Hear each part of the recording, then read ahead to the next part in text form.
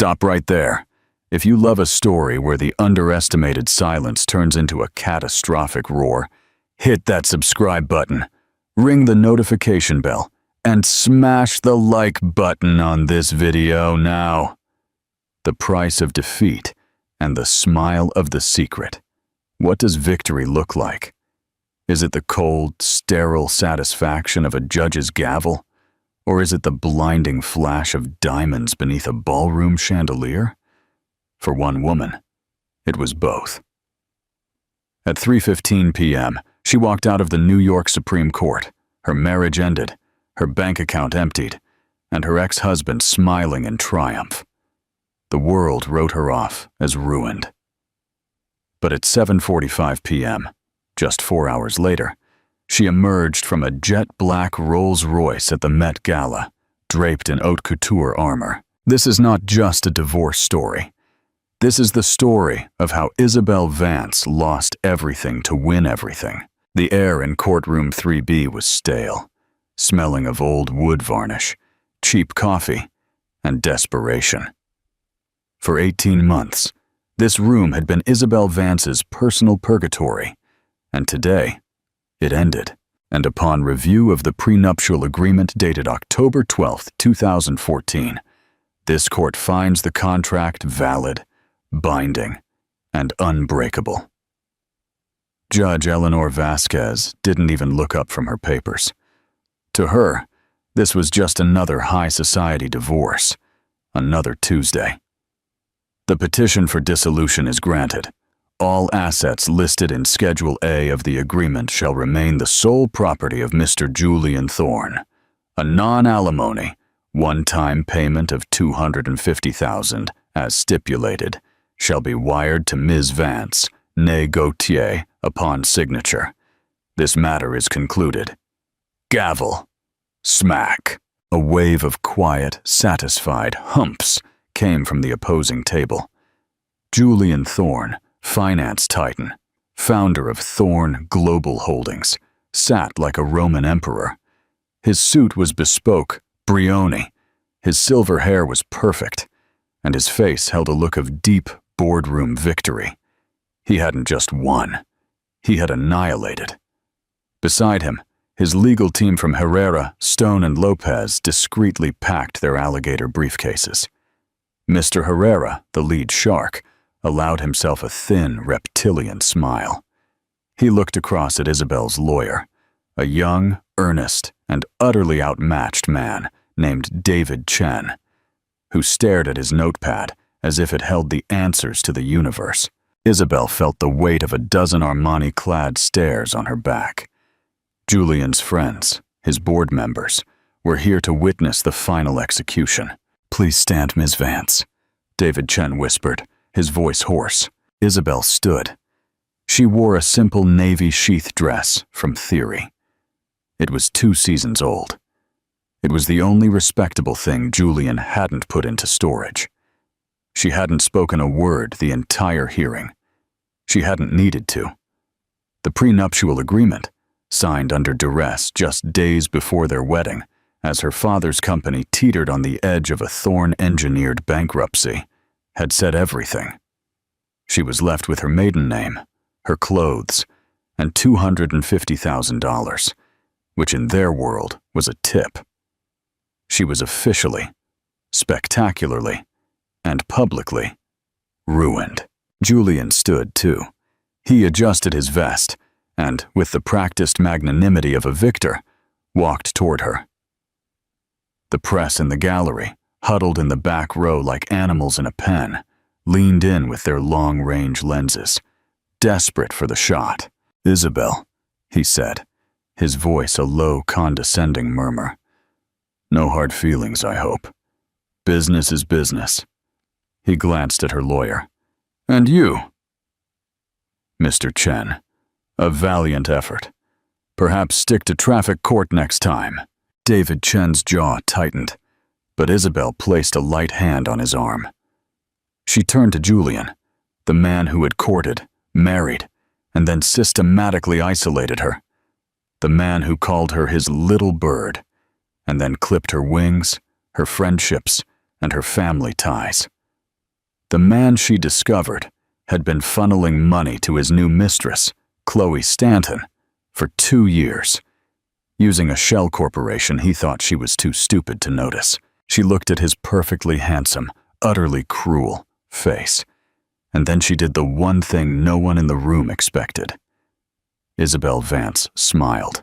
It was not a small, polite, or defeated smile. It was an enigmatic, high-voltage, slow-burn smile that started at the corners of her mouth and lit up her entire face. It was the smile of a woman who knew a secret, a delicious, explosive secret.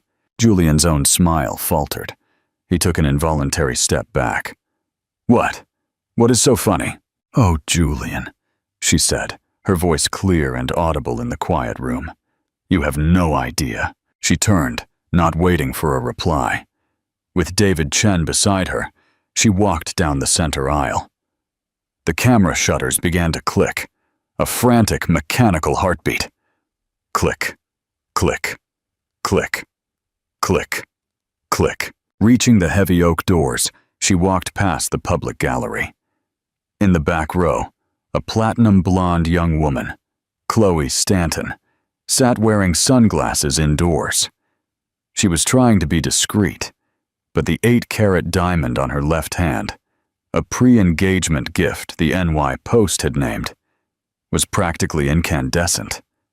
Chloe was waiting to console the victor. Isabel's gaze met Chloe's for a fraction of a second. Isabel's smile widened. She even gave a conspiratorial wink.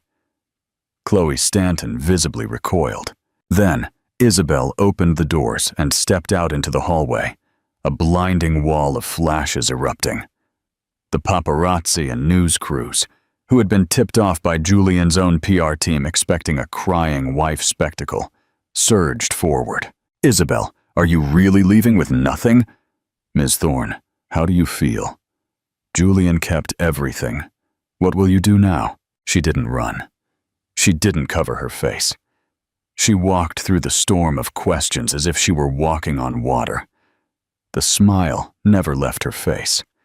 She reached the top of the courthouse steps, the gray Manhattan sky looming over her. Julian and his team, watching from the courtroom window, were frozen. "What is she doing?" Herrera muttered, unnerved. "She's supposed to be crying." "It's hysteria," Julian said, though a cold knot of dread tightened in his gut. "She's finally broken. She'll be irrelevant by morning." On the steps, Isabel paused. She looked directly into the lens of an AP photographer. The smile was gone, replaced by a look of unshakable serenity. She said nothing. She didn't need to. The photo would be on the front page of the style section tomorrow, but the world had completely misread the room. They thought they were watching a tragedy. Isabel Vance knew they were watching the prologue to a triumph.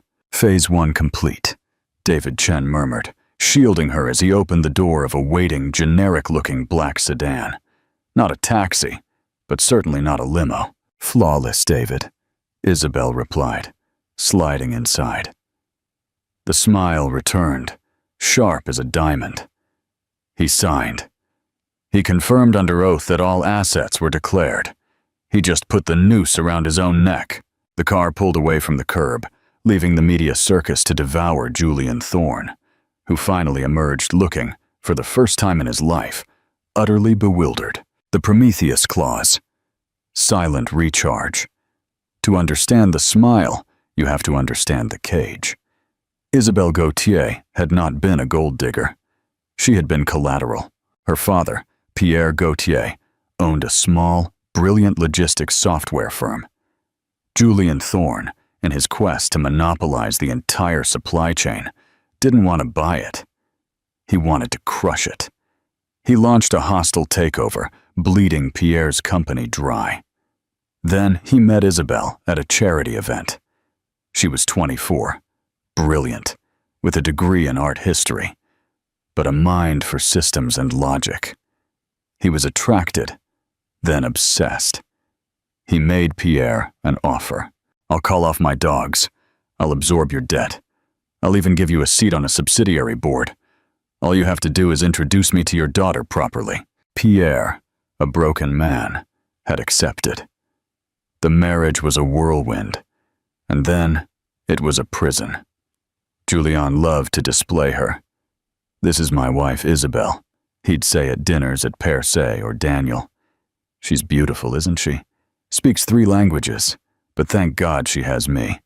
Can't even balance a checkbook." Guests would chuckle. Isabelle would smile. He slowly, methodically isolated her. Her old friends bored him. Her family was déclassée. He gave her an allowance overseen by his financial office. He gifted her a post as the head of his charitable foundation. A powerless, budgetless position with one task: look good in photos. For the first 2 years, she was numb. She was the perfect porcelain trophy. She attended galas, hosted dinners, and died a little inside every day. The shift came on a Tuesday. Julien was in London. She was in his office in their Hamptons compound, looking for a foundation letterhead. His main computer was on. He never allowed her to touch it. But his password, Icarus. The arrogance was something she had known for years. She was only looking for the stationery folder, but she saw a different one labeled Projects, and inside that, a file called Chimera. She clicked. It wasn't a corporate file. It was an encrypted, off-the-books, black-budget project, a new AI-driven logistics platform. It was brilliant. It was revolutionary. And it was deep, profoundly illegal. She saw the projections. Billions. She saw the scheme, and she saw the foundation of all the code. Her blood went cold. She recognized it. It was the core algorithm from her father's old company, the one Julien had supposedly mothballed after the acquisition. Julien had taken her father's masterpiece, polished it with his own dark money, and was preparing to launch it as his own. He hadn't just stolen her father's company. He had stolen his legacy. That night, Isabelle Vance ceased to be a prisoner. She became a spy. For a year, she played the perfect ditzy wife. By day, she taste-tested canapés for parties. By night, she sat in the dark of her walk-in closet with a burner laptop and a military-grade encrypted hard drive. She taught herself to code. She learned how to track offshore accounts. She followed the digital breadcrumbs from Thorn Global to a Cayman Islands shell corporation, Phaeton Investments, and she found the leverage. Her father's algorithm patent, Prometheus, was about to expire, but it was her father's. Upon his death, a heart condition just 6 months after the wedding, his personal assets had passed to her. The patent was hers. Julien had simply assumed it was part of the corporate acquisition. He had never bothered to verify. His lawyers had made a multi-billion-dollar administrative error. She could sue, but that would be a public mess and take years. Julien's lawyers would bury her in appeals. No, she wouldn't sue. She would confiscate. She needed a lawyer, not a shark from Herrera, Stone, and Lopez. She needed someone invisible, someone brilliant, and someone hungry. She found David Chen through a pro bono tech law journal. He was a forensic IT genius who had just been fired from a top firm for telling a partner he was ethically compromised. She met him at a suburban Starbucks, dressed in a hoodie and sunglasses. She laid out the data. David's eyes widened. "Ms. Thorne, these are the keys to the kingdom." "He's divorcing me," she said, her voice flat. "He's met another. He's going to activate the prenup. He thinks he's leaving me with nothing." "He is," David said, looking at the screen. "He's leaving you with everything. He just doesn't know it's yours." The plan was hatched. It was simple, and it was brutal. Step 1. Let Julien file for divorce. Step 2. Do not fight anything. Lead him to believe she was weak, defeated, and broken. Step 3. Let him win. Let him go to court and finalize the dissolution under oath. Let the judge's gavel fall. Step 4. The moment the divorce was final, she would be Isabel Vance again. And her premarital assets, including the Prometheus patent, were hers and hers alone. Julian would have no marital claim. Step 5. While Julian toasted his victory, Isabel and David would execute the real plan. They needed a partner, a whale. Someone with the cash, the infrastructure, and a deep-seated hatred for Julian Thorne.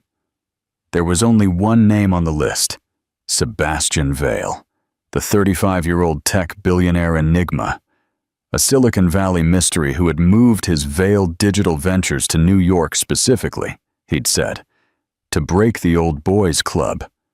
He and Julian loathed each other. Their rivalry was legendary. David Chen secured a meeting. Isabel, dressed in her sad wife clothes, made her case. Sebastian Vale didn't say a word for 10 minutes. He just looked at the data, then at Isabel, and back again. Finally, he leaned back in his chair. "You are not a bird, Ms. Thorne. You are a dragon. You don't just want to escape. You want to burn his castle down and build yours on the ashes." "I want what is mine," Isabel said. "You'll get it," Vale said. "And I'll get Project Chimera. And Julian. Julian will get the SEC. I like it. My gala is Tuesday, the night of your divorce hearing. How appropriate." "I won't be able to get in," Isabel had said. "I won't have the money, the dress." Sebastian Vale had smiled. "Oh, Isabel, you won't need an entrance. You are the guest of honor. Ask yourself, if you were Isabel, would you have chosen to fight for the settlement or walk away silently, knowing you had a bigger secret? Let us know in the comments below. The Persephone of Manhattan, public coronation. The black sedan didn't go to the empty grand penthouse she had once called home. The lock she knew had been changed at 3:16 p.m. It didn't go to a hotel. It went to an unmarked private elevator entrance for the Setai residences downtown. An address so discreet, even the paparazzi didn't know where to look. David Chen swiped a black keycard. The elevator opened directly into a sprawling, 5,000-square-foot penthouse. Floor-to-ceiling windows offered a breathtaking view of the city. The apartment wasn't empty. It was a high-tech, high-fashion command center. In the living room, a team of 4 waited. A sharp-goggled man with a measuring tape, a tailor, a woman with a cloud of pink hair and a makeup case the size of a car battery, and 2 others who were reverently unpacking garment bags. "Ms. Vance," said the man who introduced himself as Antoine. "Mr. Vale sends his apologies. He is on site. He insisted you wear this." He unzipped the largest bag. Isabel gasped. It wasn't a dress. It was a work of art. A custom Schiaparelli haute couture, black velvet so deep it seemed to drink the light, with an inbuilt corset of gold anatomical embroidery encrusted with rubies. It was shocking. It was aggressive. In a word, armor. "And these," said the pink-haired woman. She opened a jewelry case. On a bed of blue velvet lay a necklace, a cascade of flawless white diamonds centered by a single breathtaking canary yellow diamond the size of a robin's egg. "It's too much," Isabel whispered, her hand going to her throat. "It is exactly enough," Antoine said. "The gala theme is the new gods. You are Persephone back from the underworld. Now, dress. For the next 3 hours." Isabel Vance was deconstructed and reconstructed. She was scrubbed, polished, and massaged. The respectable wife's shoulder-length hair was swept up into a severe, elegant bun that exposed the décolletage of the dress. Her makeup was dramatic. A smoky eye, pale, perfect skin, and a deep, blood-red lip. While they worked, David Chen was in the corner on his laptop, his own transformation happening. "The decree is filed," he said, not looking up from his screen. "You are officially Isabel Vance.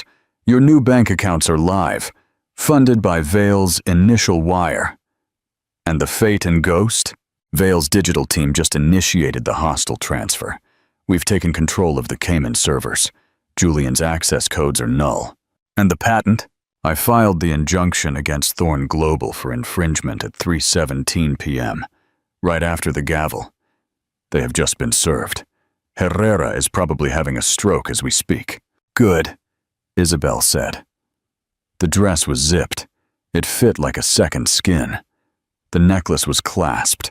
It was cold and incredibly heavy, the weight of her new power. She stood before the mirror. The woman who had left the courthouse, a pale, forgettable woman in a navy dress, was gone. The woman in the mirror was terrifying. She was a queen. "One last thing," Antoine said. He produced a small velvet box. Inside were no jewels. It was a single black metal card, an Amex Centurion card. "Your new one," David said, smiling for the first time all day. The name on the account was Vance Industries. At 7:40 p.m., the elevator doors opened to the garage. A gleaming jet-black Rolls-Royce Phantom was waiting. "He'll be there, you know, with her," David said, holding the door. "I know," Isabel said. "That's half the fun." The car slid into the Manhattan traffic, a silent black shark moving through the glittering water. The Metropolitan Museum of Art was lit like a beacon, a modern Olympus rising from the darkness of Fifth Avenue. The street was a gridlock of limousines, flashing police lights, and the roar of a crowd of thousands pressed against the barricades. This was no ordinary gala. This was Sebastian Vale's inaugural Met Gala. He had personally donated $50 million to the museum to bring the Costume Institute into the 21st century, and, in turn, had been given carte blanche. The theme, "The New Gods, Tech, Myth, and Power," was a direct shot at the old money of New York. And the old money had come just to prove they were still relevant. The Rolls-Royce Phantom carrying Isabel skipped the entire line and was given a police escort directly to the base of the famous steps. "Who is that?" a Vogue correspondent whispered into her microphone. "They're getting the Vale treatment. Not even the mayor got that." The door was opened by a discreet security guard. A single black Manolo Blahnik heel stepped onto the red carpet. The press, who had been lazily photographing a B-list actress, collectively turned.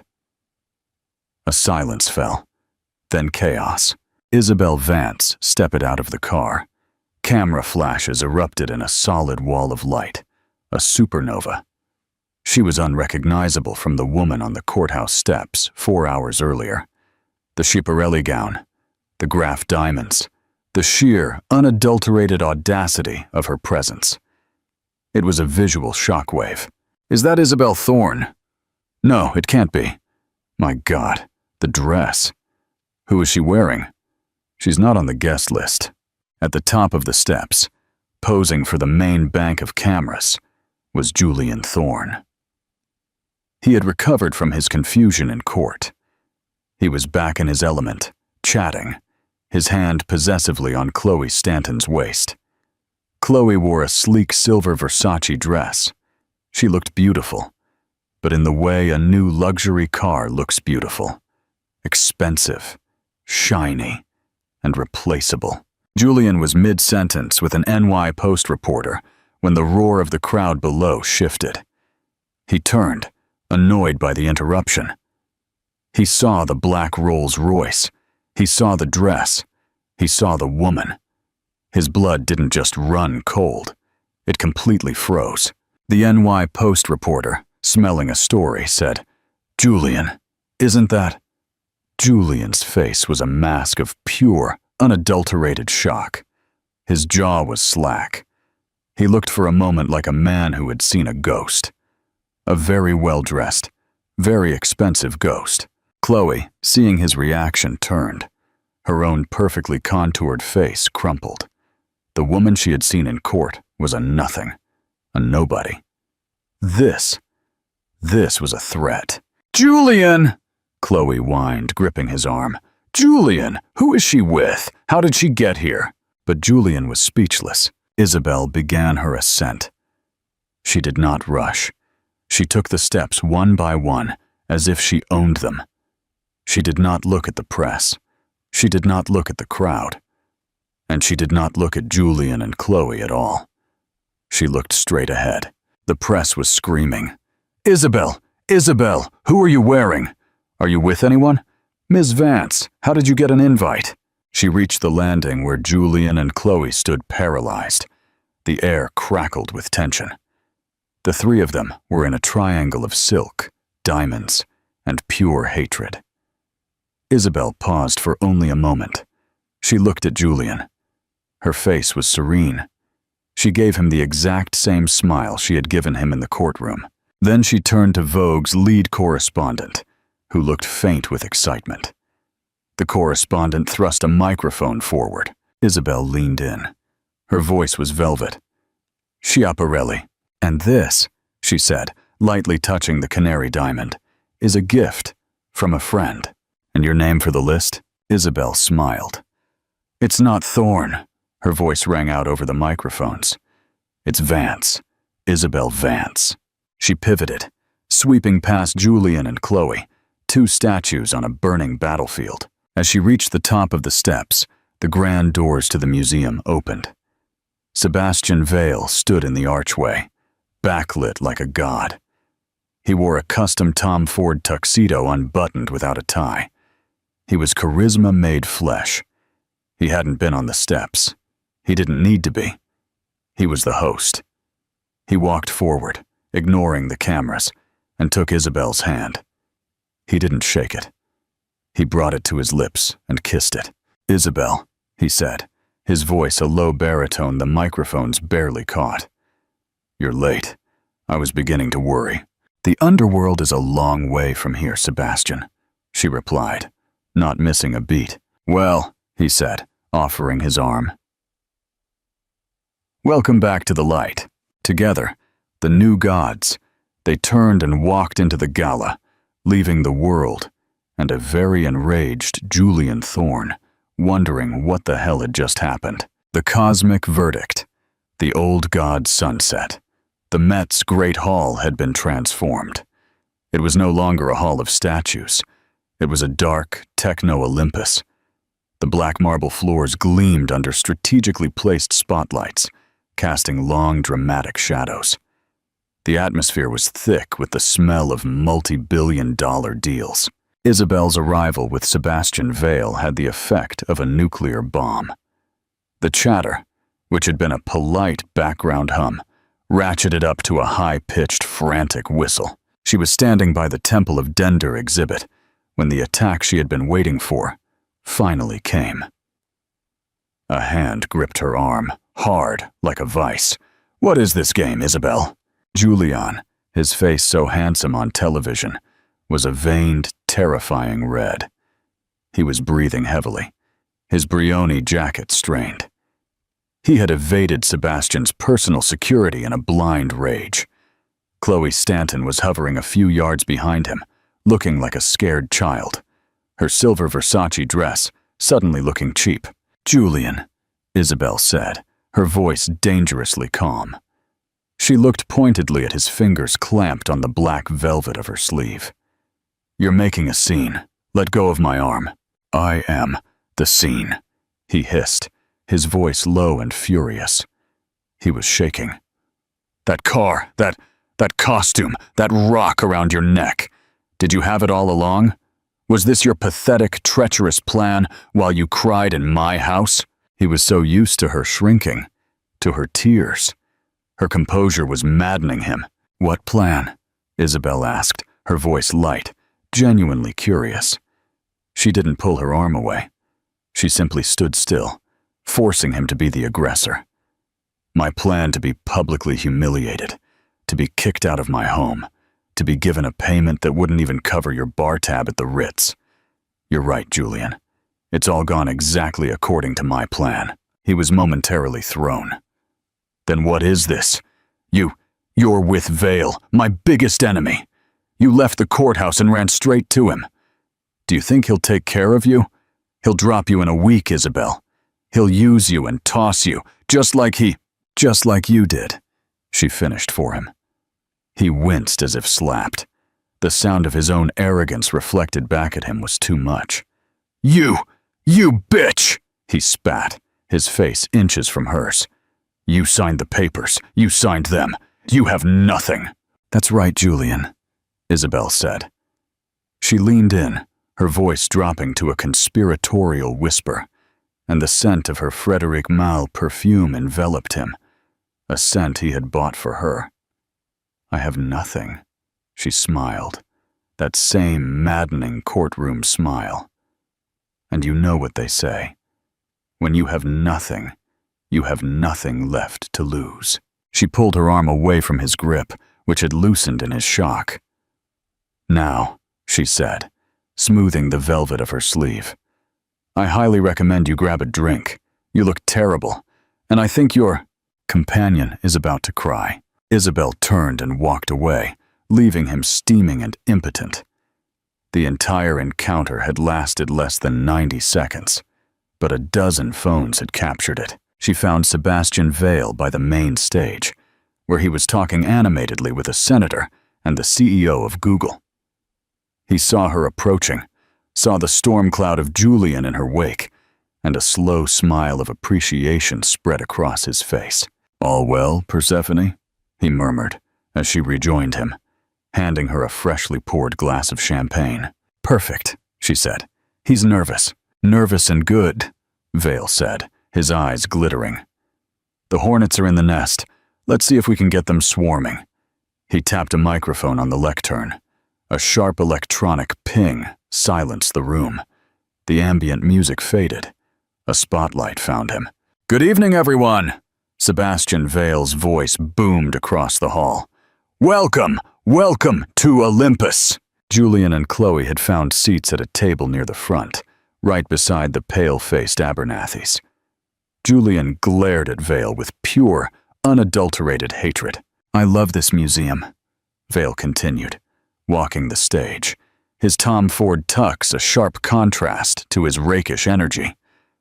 It's filled with history, filled with stories of gods, of monsters, of empires that thought they would last forever, and of the new blood that rose to replace them.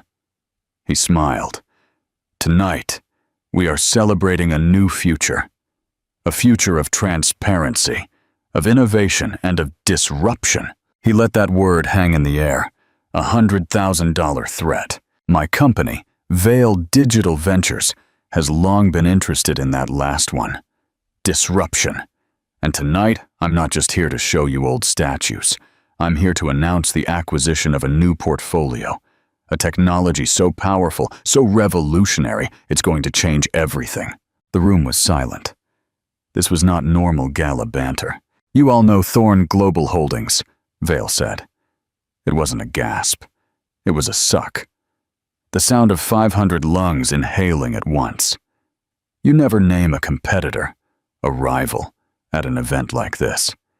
It was a breach of etiquette so profound, it was almost a declaration of war. Julian Thorn sat bolt upright, his chair scraping the marble. You know them, Vale said, his voice the scalpel of a surgeon. As a reliable, if boring, part of the old guard, a logistics company. But what you don't know is that they have been sitting on a secret. Julian's face, which had been red, was now draining of color. A project so secret they kept it off their own books.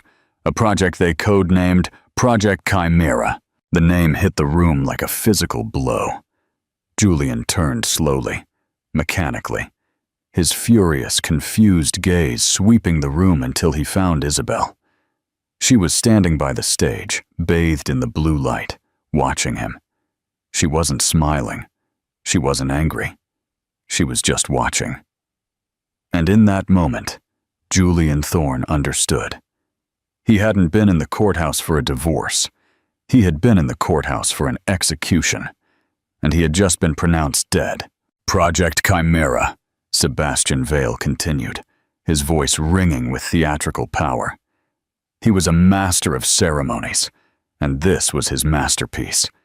He paced the edge of the stage not as a host, but as a prosecutor. The whole room was his jury. A fully autonomous, AI-driven logistics network, he explained, his tone of feigned admiration. It's predictive. It's self-healing. It's a technology that will render every other supply chain on Earth obsolete. It's $1 trillion idea, folks. $1 trillion. With a T. He let that number hang in the air, a spectacular, glittering weight. In the audience, investors who held stakes in Thorn Global shifted their gazes, eyes wide. $1 trillion project they had never heard of. A project so secret, Vale said, his voice low, that Julian not only hid it from his competitors, he hid it from his own board. He hid it from his shareholders. He hid it from the SEC. He funded it with off-balance sheet accounts, dark money, and a shell corporation in the Cayman Islands. A collective, horrified gasp. This was no longer just a rivalry. It was a criminal indictment. Every phone in the room wasn't just recording. They were broadcasting. Julian Thorne stood up. "This is slander, Vale!" he roared, his face a mask of purple rage. "You're a charlatan. You have no proof, you—" "Sit down, Julian," Vale said. It wasn't a request. It was a cold, flat command.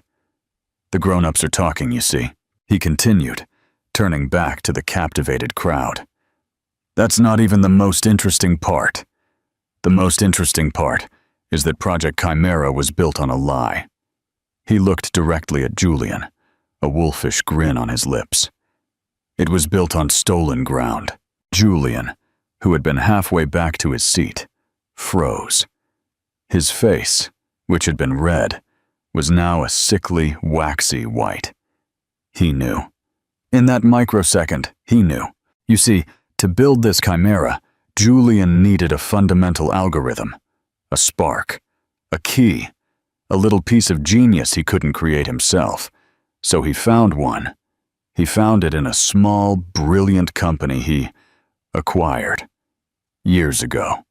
A company called Prometheus Software. At a table in the back, Mr. Herrera, Julian's lead lawyer, who had come to celebrate the victory, looked as if he had been shot.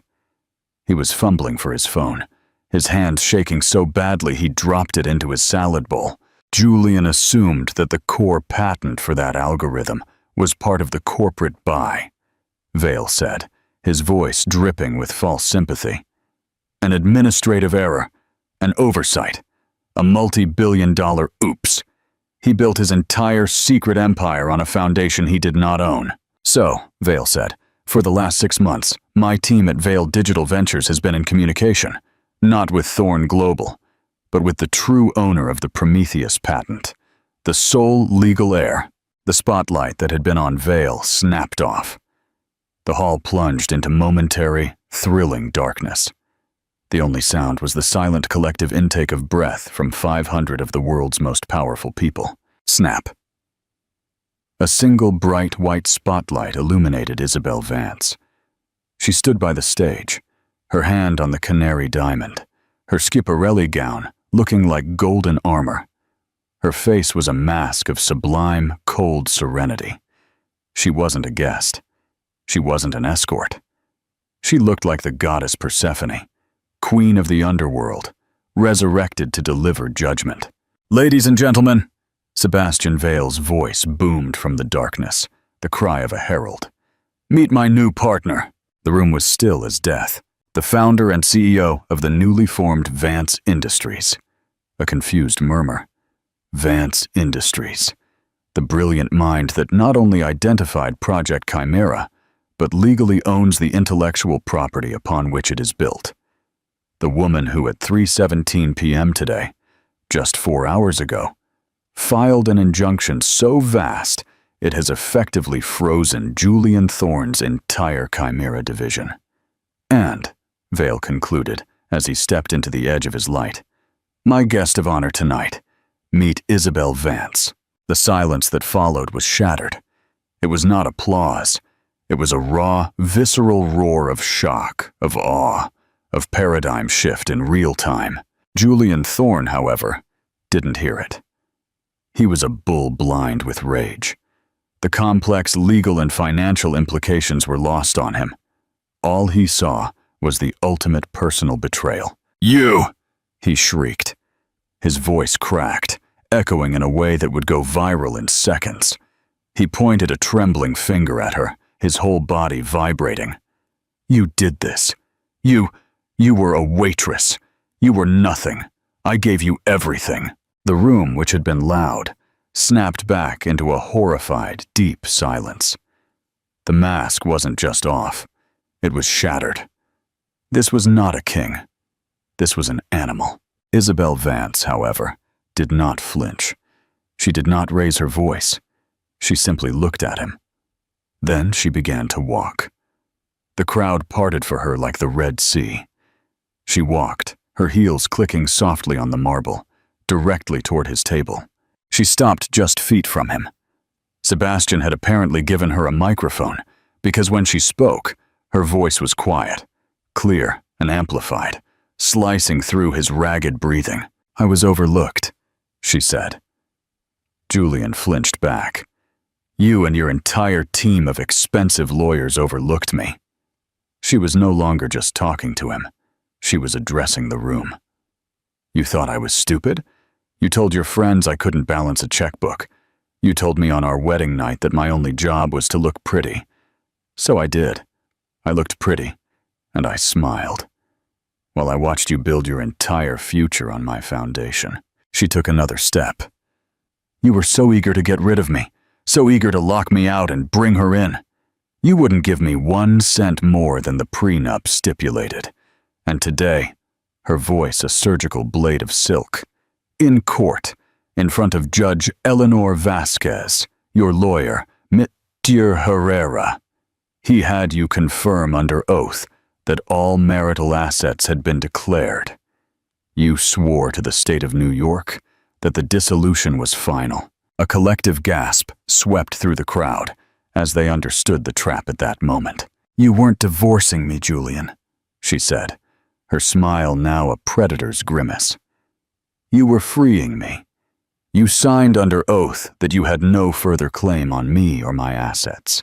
And my premarital asset, that Prometheus patent, its value just skyrocketed." Sebastian Vale walked back to the lectern, a phone in his hand, a grim look on his face. "In fact," Vale said, cutting in, "I have one more announcement. At 7:50 p.m., 10 minutes ago, the board of Thorne Global Holdings, many of whom are in this room," he gestured toward Roberto Abernathy, who was now clutching his chest, "held an emergency virtual vote. Given the catastrophic legal exposure, the looming SEC investigation for defrauding shareholders by concealing a multi-billion-dollar asset, and the fact that their core R&D project is now legally owned by a competitor, they have unanimously voted to remove him as CEO, effective immediately." It was over. The execution was complete. Julian Thorne, a titan of industry, a new god in his own right, stumbled. He wasn't a god. He was just a man who had lost everything in 4 hours. "I will destroy you," he choked out, his voice a ragged whisper. "I'll see you in court for the rest of your life. "No, Julian, you won't," Isabel said, and her voice was almost kind, which was the most terrifying part. "You're bankrupt, or you will be." She looked over at Chloe, whose face was a ruin of running mascara. "That charming offshore account you've been funneling money to, Phaeton Investments, a nice little nod to mythology, the son of the sun god who crashed his father's chariot, I chose the name. Isabel had controlled the shell corporation all along. All that money you've been sending your girlfriend, it's been sitting in a trust managed by Vance Industries. It will, of course, be returned to the Thorn Global shareholders you stole it from. Chloe Stanton let out a small, strangled sound. A dying animal. The money was gone. The man was gone. She stood up, knocking her chair over, and fled the hall, a streak of ruined Versace and broken dreams. A footnote. Isabel looked at the man who had been her husband. He was hollow, a shell, a hollow man in a hollow suit. "You know, Julian," she said quietly, leaning in for one last devastating word. "You were right about one thing all those years. The prenuptial agreement was unbreakable." She let the silence hang, a suspended blade. "It protected me. From you." The silence following Isabel's final devastating line wasn't just a lack of noise. It was a physical weight. It was the sound of an entire power structure, an entire social hierarchy collapsing in on itself. Julian Thorne stood alone in the center of the room, a king in a play who had just realized all the other actors had left the stage. He was a void, a hollow man. He opened his mouth, but no sound came out. The rage had burned him up, leaving nothing but ash. He was no longer a threat. He was a relic. He was the old statue. She was the new god. He turned, not with an explosion, but with a slow, agonizing whimper. As he turned toward the grand exit, the spell broke. The first sound was the click-whir of a dozen cameras from the press area, which the gala security had just uncorked. The second was the sudden, savage eruption of flashes, a new supernova, this one illuminating his walk of shame.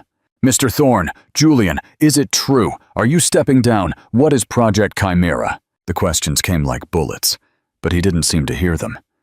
He stumbled past the table where Roberto and Patricia Abernathy sat. Patricia, who had tried to lecture Isabel an hour earlier, now looked at Julian with something colder than pity. Contempt.